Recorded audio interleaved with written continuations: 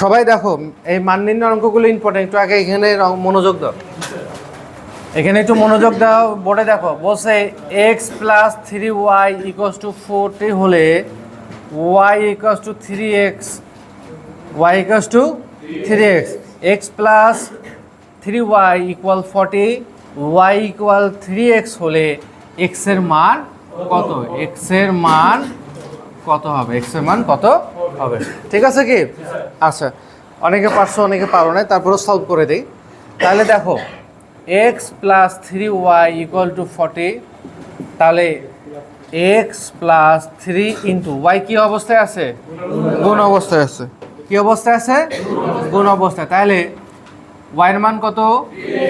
3x equals to 40। ঠিক আছে কি? তাহলে x plus 3 3 x equal to 40। তাহলে 9x R 1x equals to কত হলো? 10x ইকুয়ালস টু কত হবে?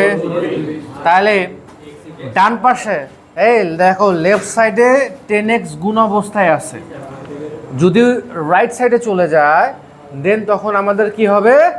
ভাগ হবে। ঠিক আছে কি? তাহলে x ইকুয়ালস টু 40 ভাগ 10, তাহলে কাটাকাটি করলে কত হলো? 4 হলো। ঠিক আছে কি? এটা খুবই ইম্পর্টেন্ট, একটা পুলিশের পরীক্ষায় কোনো এক সালে আসছিল এই অঙ্কটা। বুঝতে পারছি কি? এই জায়গাটায় পাবলিক বুঝতে পারে না, কিন্তু এত সহজ একটা মান নির্ণয়ের অঙ্ক সে হচ্ছিল ভুল করে ফেলছে। এখন বুঝতে পারছো তো?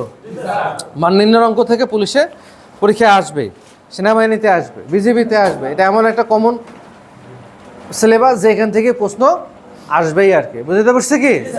এটাই। ঠিক আছে।